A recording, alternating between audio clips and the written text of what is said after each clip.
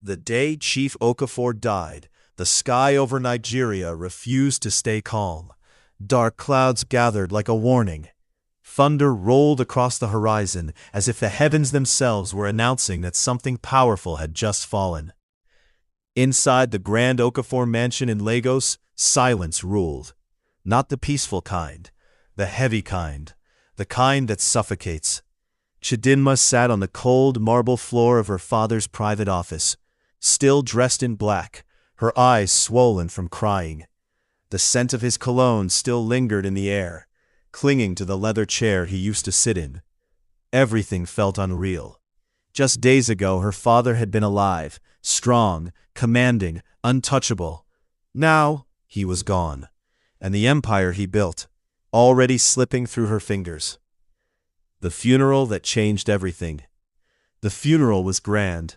Politicians, businessmen, and elites filled the cathedral, all dressed in black, all whispering the same thing.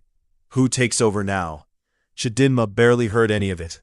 Her eyes remained fixed on the coffin, until she noticed her uncle, standing tall, too calm, too composed, receiving condolences like he had been preparing for this moment. Something inside her tightened. Why does he look comfortable? The first betrayal. 3 days after the burial, the house changed. Staff who had served her father for years were suddenly dismissed. Security was replaced. Her father's trusted lawyer stopped answering calls. Then came the meeting. Her uncle sat at the head of the long dining table, papers spread neatly before him. Chidinma, he began smoothly, your father left the company in capable hands. She frowned. Of course, I'm his only child. A pause, then a smile, cold. That's not how things work. Her heart skipped. I don't understand. You will, he said, sliding documents toward her. The board has agreed I will take over as acting chairman. Acting? She asked quickly. Until I step in, right? He leaned back. No. Permanently. The words hit like a slap. That's not possible, she whispered. I studied business for this. Dad trained me. He said I would take over. And your father, her uncle cut in sharply, is no longer here. The room fell silent, stripped of everything. What followed was ruthless. Bank alerts stopped. Her access cards failed. Her name was removed from company records. Every attempt to question it was met with the same response. Company policy, board decision, legal structure. But Chidinma knew the truth. This wasn't policy. This was theft. Because you are a woman. The final blow came one evening. She stormed into her uncle's study, her voice shaking with anger. You can't do this. Everything my father built belongs to me. Her uncle didn't even look surprised. Instead, he sighed, as if tired of explaining something obvious. You are emotional, he said calmly. That is your first problem. Her fists clenched. And your second problem? He finally looked at her. The words burned. In this family, he continued, men lead, women adapt. Her chest rose and fell rapidly. I will fight you in court, for the first time. He smiled. The war begins. Chidinma did exactly that. She filed a case, hired a lawyer, gathered documents, prepared to expose everything. For a moment, it felt like she had a chance, until the call started. The silencing. Her lawyer called her late one night. His voice was different, nervous. Miss Okafor, I think you should reconsider this case. Why? A long pause. I can't continue. What? Why?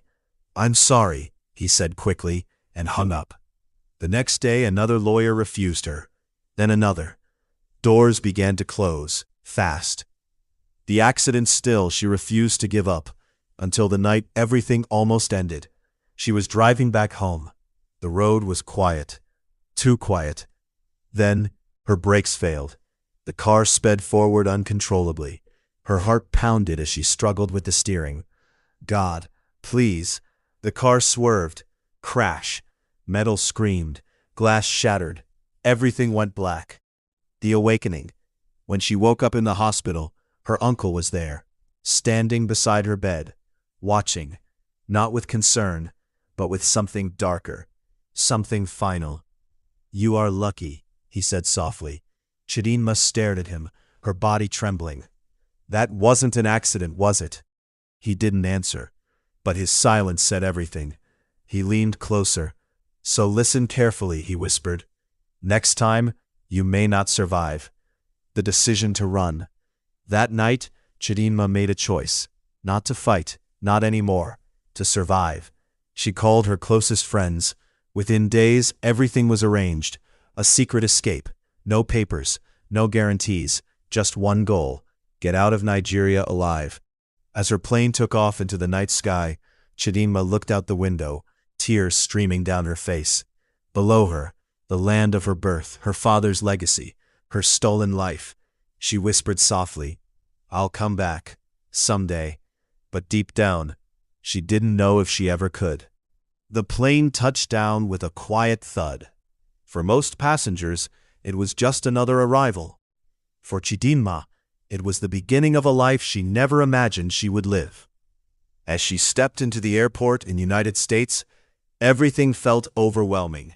Bright lights, fast-moving people, unfamiliar accents, and an air of order she wasn't used to. But beneath all that, fear. Raw, constant, unrelenting fear. Because she wasn't supposed to be here. A ghost in a foreign land. She didn't pass through immigration like others.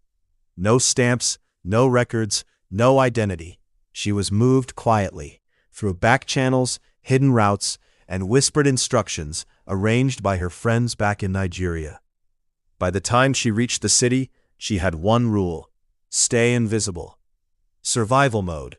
Her new life was nothing like the one she left behind. No mansion, no drivers, no luxury. Instead, a cramped apartment shared with strangers. Thin mattresses on the floor, whispered conversations at night. She worked small jobs, cleaning, babysitting, helping in kitchens, paid in cash, no questions asked. Every day, she told herself, just survive. The constant fear. In the apartment, there was one word no one said loudly. ICE, U.S. Immigration and Customs Enforcement. But everyone feared it. At night, stories spread like wildfire. They picked up 3 people in the next building. My cousin was taken during work. They don't knock, they break in. Chidinma barely slept. Every sound made her jump. Every siren made her freeze. Even laughter felt dangerous. 6 months of silence. Time passed, but not peacefully. 6 months. 6 months of hiding. 6 months of looking over her shoulder. 6 months of pretending she didn't exist. But fear doesn't stay quiet forever. It grows, until it explodes. The raid. It happened early in the morning. Too early. The kind of hour when the world is still half asleep. Then, bang, the door burst open, heavy boots stormed in. Immigration! Don't move! Screams filled the apartment. People scrambled. Some cried. Some froze. Chidinma didn't think. She ran. The escape, barefoot, heart pounding. She pushed through the back door and ran into the cold morning air. Stop! ICE! A voice shouted behind her. She didn't stop. She couldn't. She jumped over fences, slipped through narrow alleys. Her breath burned, her legs shook, but fear carried her forward. Into the wild. She didn't know where she was going, only that she had to get away, far away. She kept running until the city faded behind her. And trees replaced buildings, silence replaced noise. The wilderness swallowed her whole. A different kind of prison. The forest was quiet, too quiet. At first it felt like freedom. No officers, no sirens, no shouting. But soon, reality set in. No food, no shelter, no safety. She wrapped herself in an old jacket she found in an abandoned spot. Drank from streams, ate whatever she could find. Days blurred together. Breaking point. One night, the cold hit harder than usual. The wind howled through the trees. Chidinma curled up beneath a tree, shivering uncontrollably. Her body weak, her spirit almost gone. Tears rolled down her face. God, she whispered, her voice cracked. I ran from death, only to meet another one here. She looked up at the dark sky. If you're still there, please. A pause. Save me. A silent answer for the first time in months. She stopped running. She stopped thinking. She just closed her eyes and slept. The next morning, sunlight filtered through the trees. Birds chirped softly. Peaceful. Too peaceful. Chidinma slowly opened her eyes and froze. A shadow stood over her. Tall, still, watching. Her heart skipped. Her breath caught. Her worst fear returned in an instant. They found me. The shadow didn't move. It just stood there, watching her. Chidinma's heart slammed against her chest as if it wanted to escape before her body could. Her mind raced instantly to one conclusion. They found me. Her breath became shallow. Her fingers trembled against the damp ground as she slowly tried to push herself up. The figure stepped slightly forward, and that was it. She panicked. Fear takes over. "Please," she blurted out, her voice cracking. "I didn't do anything. I'm not a criminal." The man frowned. "What?" His voice wasn't harsh. It wasn't commanding. It was confused. But fear doesn't listen to logic. Chidinma scrambled backward, her eyes wide with terror. "Don't come closer," she shouted. "I know who you are." Now the man looked genuinely lost. "Who do you think I am?" She swallowed hard. "Ice." Silence. Then, "What?" He almost laughed, caught completely off guard. A strange encounter. The morning light revealed him clearly now. He wasn't in uniform, no badge, no weapon, just a tall, well-built man in casual clothes, hoodie, jeans, and sneakers, like someone out for a relaxed day. But Chidinma wasn't convinced. "You people don't always wear uniforms," she snapped, trying to sound brave, though her voice shook. He raised his hands slowly. Okay, I'm not going to hurt you." She narrowed her eyes. "That's exactly what someone who wants to hurt me would say." He sighed, scratching the back of his head. This is new. Suspicion versus reality. He took a small step closer. She flinched instantly. "I said don't move," she warned. He stopped. "All right, I'll stay here," he said calmly. "But can you at least tell me why you're sleeping in the woods?" She stared at him like the question itself was offensive. "Do I look like I came here for vacation?" she shot back. He blinked. "No, exactly," she said dramatically, throwing her hands in the air. "I'm living my best life under trees, drinking free river water, 5-star forest hotel." Despite the tension, he almost smiled. The moment everything shifted, he reached slowly into his pocket. Chidinma's eyes widened. "That's it," she whispered. Before he could even react, she jumped up and ran. The chase begins. "Hey, wait!" he shouted, instantly taking off after her. Branches snapped beneath their feet. Leaves scattered as she pushed through the forest. Her body was weak, but fear gave her strength. "I said stop," he called out again. "I don't trust you," she yelled back without looking. "Why would I chase you if I was ice?" he argued. He couldn't help it. He laughed mid-run. "You're unbelievable." Cornered by truth. Eventually her strength gave out. She slowed, then stopped, breathing heavily. He caught up moments later, also slightly out of breath. But this time, he didn't move closer. He kept a safe distance. "Look," he said gently, raising both hands again. "I'm not ice, I swear." She studied him carefully now. No radio, no backup, no authority in his tone. Just sincerity. "I was just trying to call my friends," he added. "We're nearby, having a picnic." She blinked. "A picnic?" He nodded. "Yes, normal people activities." She looked around the forest, then back at him. "You people came to eat inside bush willingly?" He chuckled. "Yes." She shook her head slowly. "America is not okay." The first crack of trust. For the first time since she saw him, her shoulders relaxed. Just a little. "What's your name?" he asked. She hesitated. Should she tell him? After everything. "Chidinma," she said finally. "I'm Elvis." She raised an eyebrow. "Elvis? Like the singer?" "Elvis Presley." He smirked. "I get that a lot." She folded her arms. I'll still be watching you." "That's fair," he replied. An unexpected invitation. He gestured gently. "Come with me. My friends are just over there.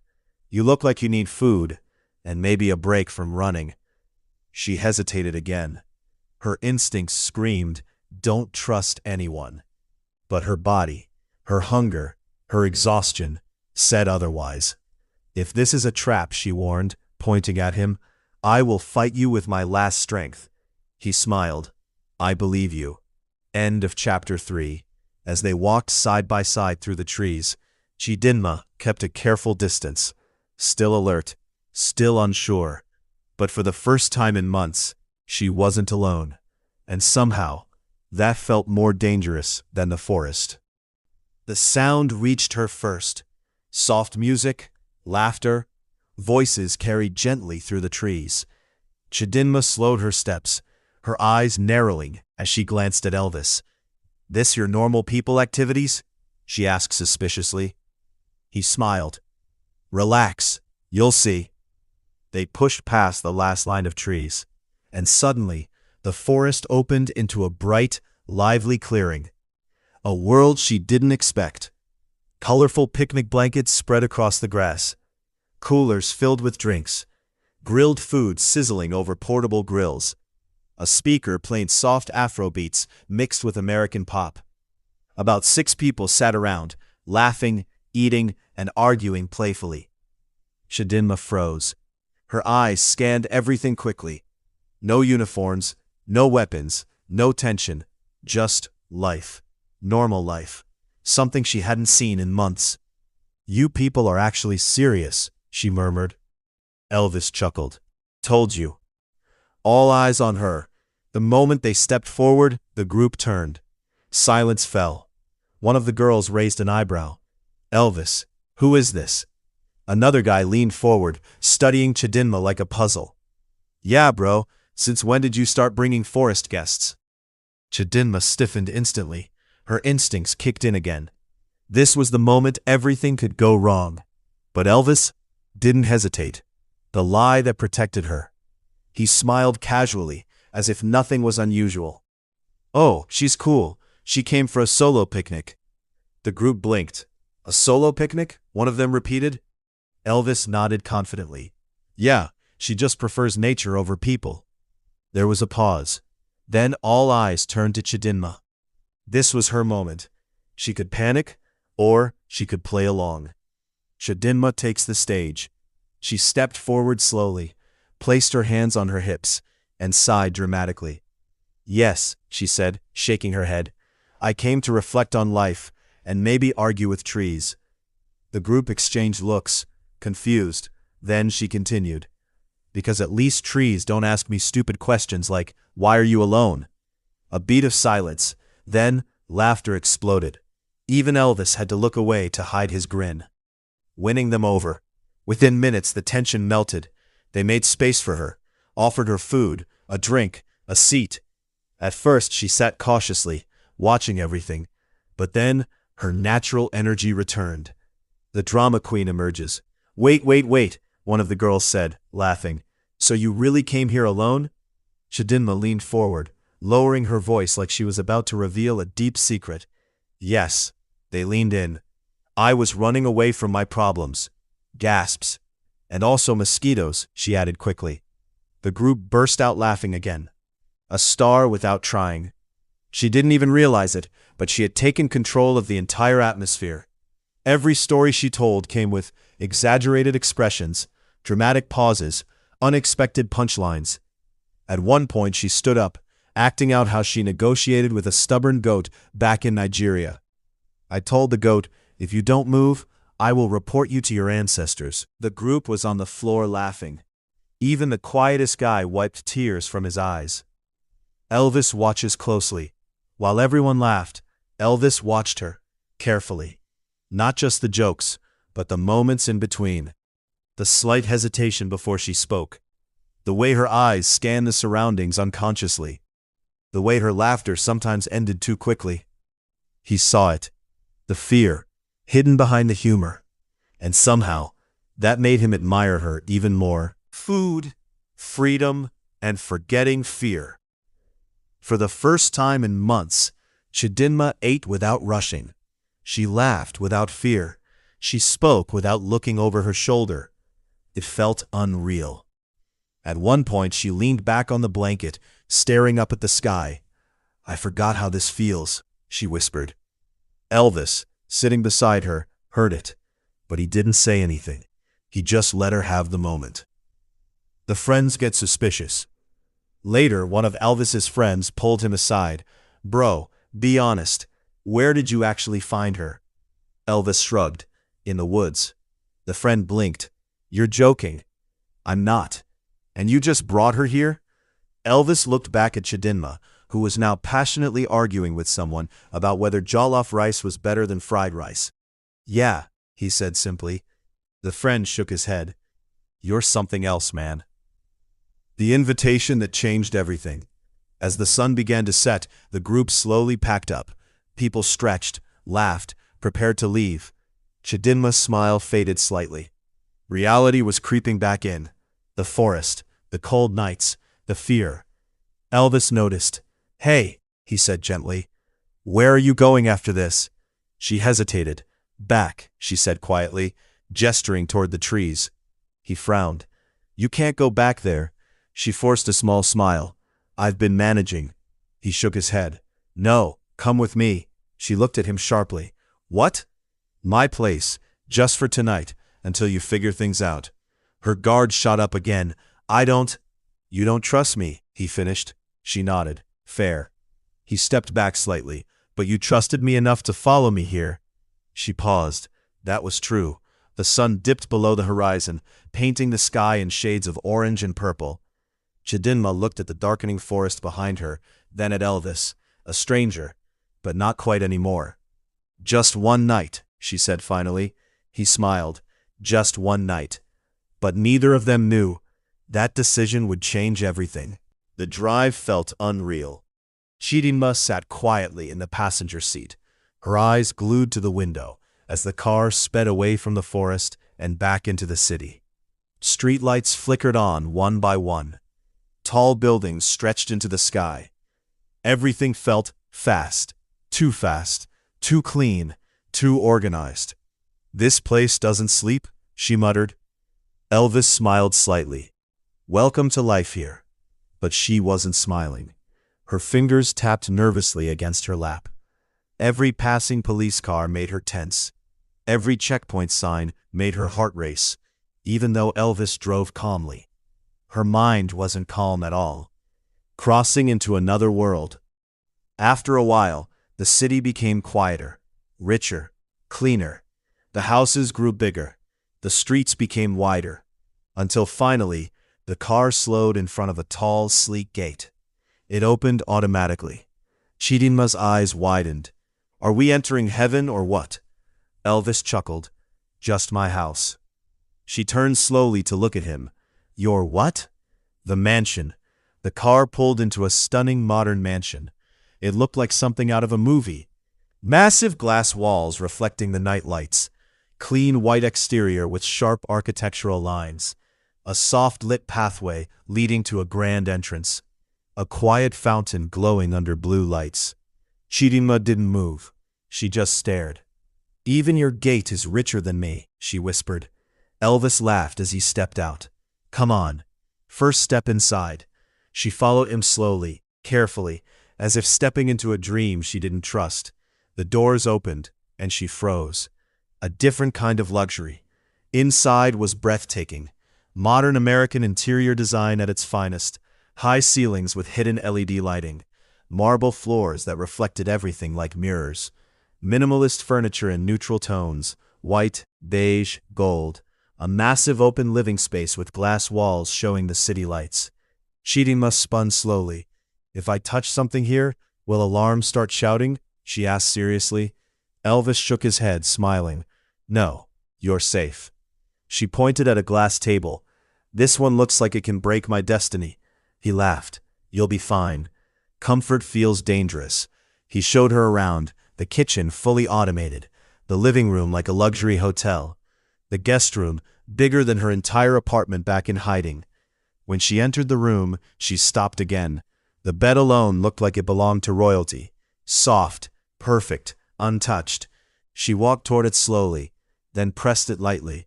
It sank under her fingers. Her eyes widened. "This bed can forgive sins," she whispered. Elvis burst out laughing. The first real silence. When Elvis left her to freshen up, Chidinma stood alone in the room, and suddenly Everything hit her. The silence, the safety, the comfort. It felt wrong. After months of running, hiding, sleeping on the ground, this felt like a trap.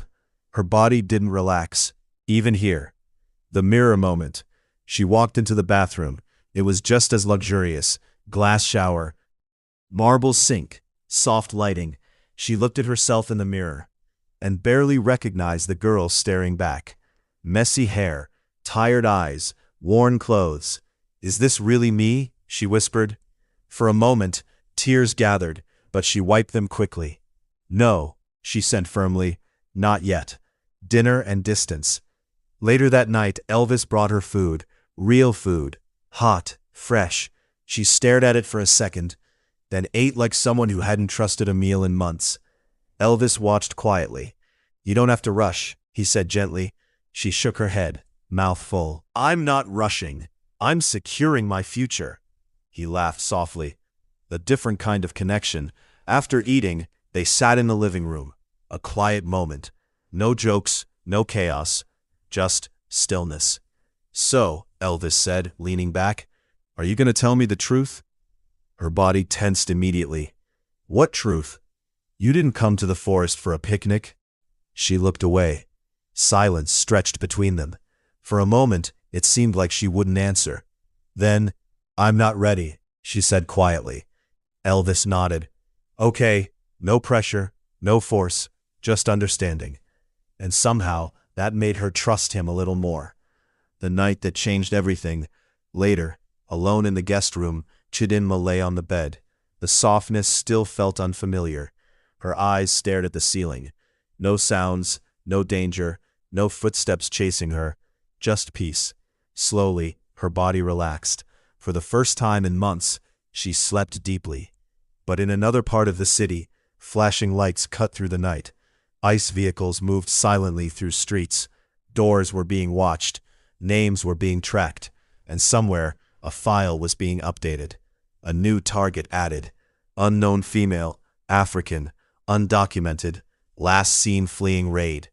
Back in the mansion, Chidinma slept peacefully, unaware that her past was still chasing her. Morning came quietly.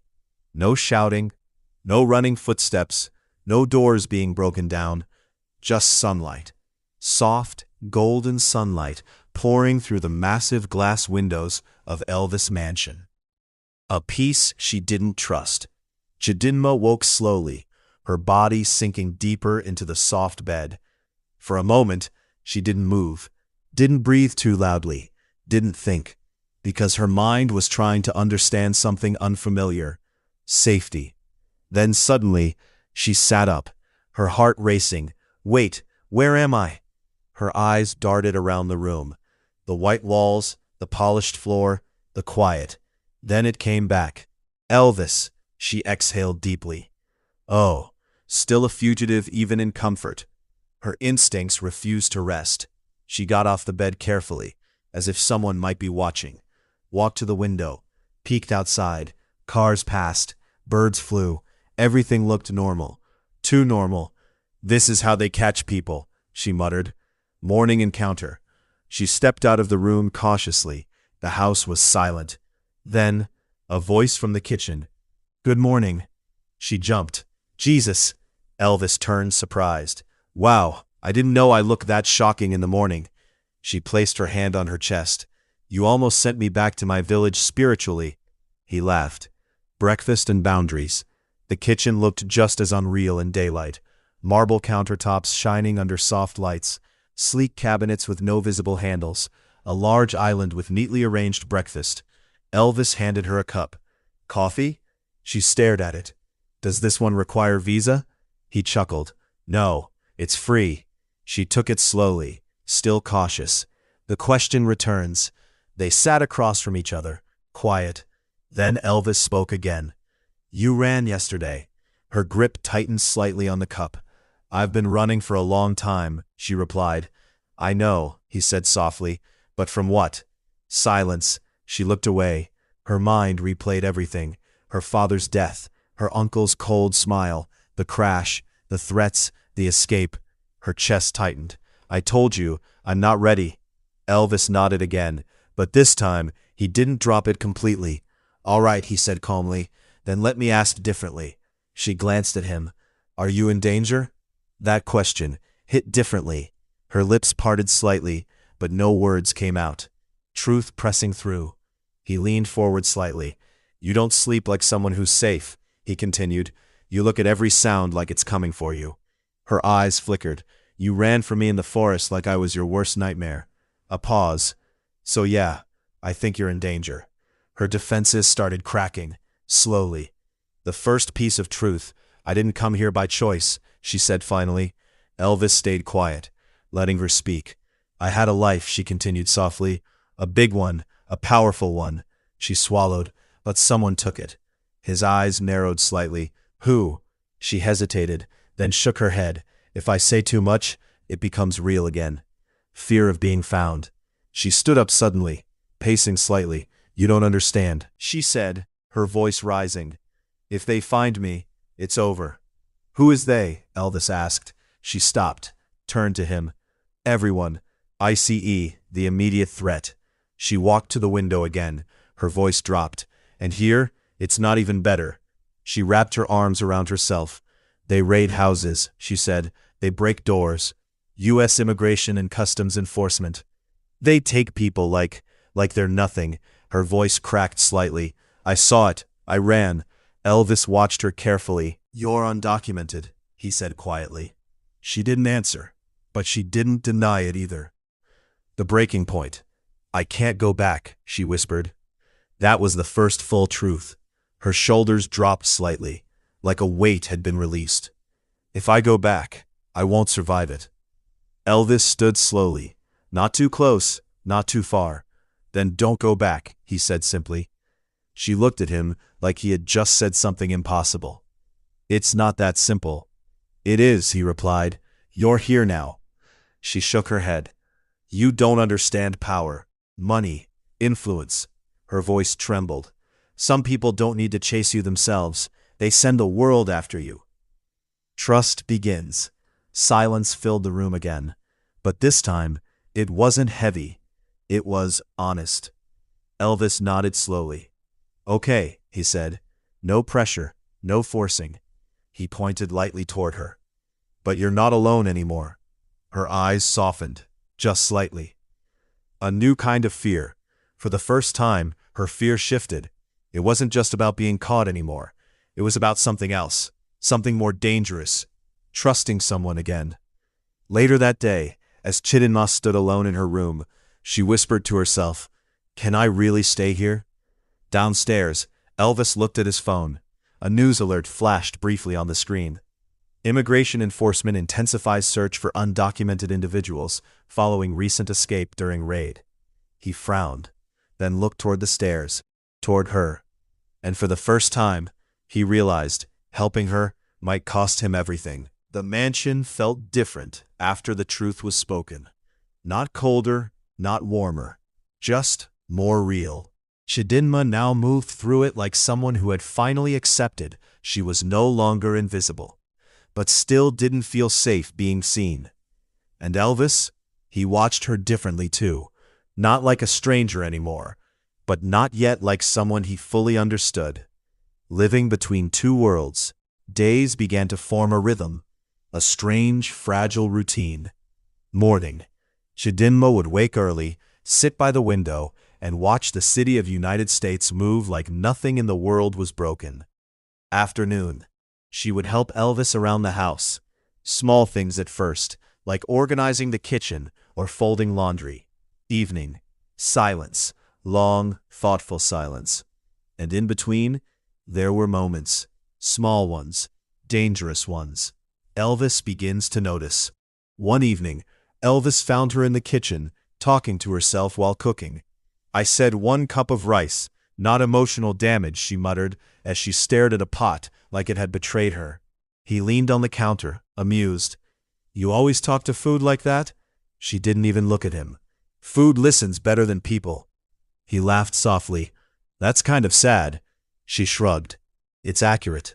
The first real smile, but something was changing. Slowly. Unintentionally. One night the power flickered briefly during a storm. The entire mansion went dim. Chidinma froze instantly, her body tensed. "Elvis," she called quietly. "I'm here," he replied from the hallway. He walked in with a flashlight. "Just a power dip, nothing serious." She exhaled, then muttered, "If this is ICE's new strategy, it's very dramatic." Elvis burst out laughing. It was the first time she smiled without forcing it. Walls began to crack. That night they sat in the living room, rain tapping gently against the glass walls. Elvis handed her a blanket. "You're always cold," he said. "I'm not cold," she replied quickly. "You're shaking." "I'm emotionally Nigerian," she said firmly. "We don't feel temperature correctly." He chuckled, but then the room grew quiet. Comfortable quiet. Too comfortable. The dangerous conversation. Elvis looked at her for a long moment. "You know," he said softly, "you're not what I expected." She raised an eyebrow. "And what did you expect? A criminal mastermind with a suitcase full of chaos?" "A little more guarded," he admitted. She laughed lightly. "I am guarded." He tilted his head. "No," he said gently. "You're surviving. There's a difference." That hit her. She looked away. The first emotional slip. "I don't know how to stop," she whispered suddenly. Elvis turned fully toward her. "Stop what?" "Running," she said quietly. A pause. Her voice dropped further. "Even when I'm not moving, I feel like I'm running." Silence filled the room. Rain outside. Breathing inside. Then Elvis said softly, "You're not running anymore." She shook her head. "You don't understand." "I'm trying to," he replied. The moment everything shifted. Really looked at him. And for a split second, she forgot to be afraid. Not of ICE, not of her uncle, not of the world. Just afraid of what she was feeling. Elvis stood slowly, not close enough to pressure her, but close enough to be real. "Chidinma," he said quietly, "I think you're safe here." Her lips parted slightly, but no words came out. The almost confession. She stepped back instinctively. "Don't say things like that," she warned softly. "Why?" "Because safe is how people get caught off guard," she said. Elvis nodded slowly. "Or, it's how people finally breathe." That line lingered. Heavy, soft, unavoidable. What neither of them admits. Later that night, Elvis sat alone in his room, staring at nothing, then at his phone, then at the hallway. He didn't say it out loud, but he felt it. She was changing him, and he didn't know if that was good or dangerous. Chidinma alone. In the room, Chidinma sat on the edge of the bed, hands clenched, heart unsettled. She whispered to herself, "This is how it starts." She had seen it before. Safety that feels too soft, kindness that feels too real, trust that feels like a trap. But then she remembered his voice. "I think you're safe here."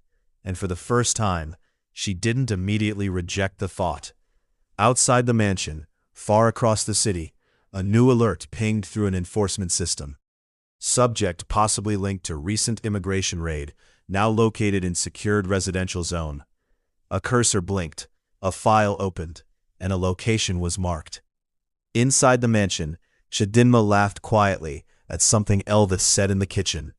Neither of them noticed that the world outside had started to look closer. The days after Chapter 7 didn't feel like danger. They felt like something worse. They felt like peace, and for Chidinma, peace was always suspicious. Still, she stayed. Not because she trusted it fully, but because for the first time in a long time, she wasn't being forced to run. A life that almost feels normal. Elvis Mansion had become a strange kind of sanctuary. Every morning in United States began the same way. Soft sunlight through glass walls, the quiet hum of smart home systems, the smell of coffee from the kitchen, and Chidinma, she was slowly becoming part of it. Too slowly, too naturally. One morning, Elvis found her in the living room, arranging cushions like she owned the place. He paused. "Are you redecorating my house?" She didn't look up. "I'm improving your emotional environment. You're welcome." He laughed. "Did I ask for emotional improvement?" "No," she replied, "but you clearly needed it." That made him shake his head, but he didn't stop her. Something unspoken grows. There were moments now, small ones, dangerous ones, a look that lasted too long, a silence that didn't feel empty, a laugh that lingered after the joke ended. Elvis noticed it first, then tried to ignore it, then failed. One evening, they sat outside on the terrace. The city lights stretched endlessly in the distance. Elvis spoke quietly. "You know, I used to think my life was already full." Chidma glanced at him. "And now?" He smiled slightly. "Now it feels like I was just existing." She looked away quickly. "That sounds expensive," she said lightly. He chuckled. "It is." The turning point. That night something changed. Not loudly, not dramatically, but irreversibly. It started with a storm, heavy rain against the glass, wind shaking the trees outside. Power flickered briefly in parts of the mansion. Chidma immediately sat upright. Her instincts screamed. Elvis noticed. "Hey," he said gently, "it's just weather." But her breathing was already uneven. Not fear of the storm, fear of what storms reminded her of. The breaking of control. She stood abruptly. "I need air." Elvis followed her to the living room. "You're safe," he said again. That word again. Safe. It didn't comfort her. It unsettled her, because she wasn't used to it. "I don't think I know what that means anymore," she whispered. Elvis steps closer. He stopped a few feet away. Careful, respectful, but firm. "You're not a prisoner here." She laughed bitterly. "I've heard that before." A silence followed. Then Elvis said something he had clearly been holding back for days. "Then let me change that." She looked at him sharply. "Change what?" He hesitated, then stepped closer. Not enough to trap her, but enough that she couldn't pretend he wasn't serious. "Everything," he said quietly. The proposal moment. The rain outside intensified. The world felt smaller, tighter. Elvis reached into his pocket. Chidma's breath stopped instantly. "No," she whispered. But he was already lowering himself, not rushing, not forcing, just steady, intentional. And then he said it. "Chidma." Her name sounded different in that moment. He continued. "I don't know what tomorrow brings. I don't know what your past will do. I don't know what the world will decide about you."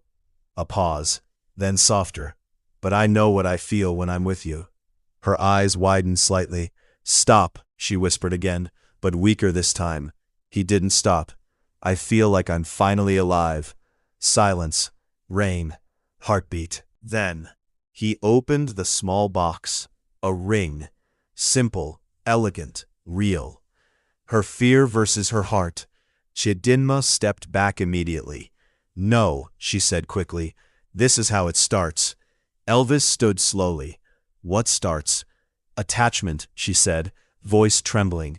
"Hope, and then loss." Her eyes filled slightly. "I can't survive losing anything again." Elvis looked at her with something softer now.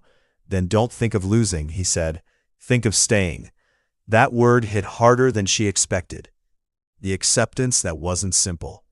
She stared at him, at the ring, at the rain behind him, at the life she was slowly building without permission. Her voice broke slightly. "If I say yes, I don't know what comes after." Elvis replied softly, "Neither do I." A long silence. Then Chidinma let out a shaky breath. "Are you sure?" He nodded. "Yes." Her hands trembled, her voice barely above a whisper. Then yes.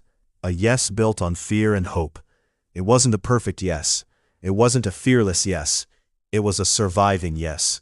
Elvis slipped the ring onto her finger gently. She stared at it like it didn't belong to her, like she didn't belong to it. But outside the moment, far away, systems continued to update. A flagged profile, a name slowly being connected to movements, a trail forming where she thought there was none. And in the silence of the city, a search intensified. U.S. Immigration and Customs Enforcement operations quietly expanded. No alarms, no warnings, just progress. Inside the mansion, Chidinma stood in front of the mirror later that night. The ring on her finger reflected softly. She whispered to herself, "I said yes," then paused. "But I don't know what I just stepped into." Behind her, Elvis watched silently from the doorway, and for the first time he realized love had made them both visible.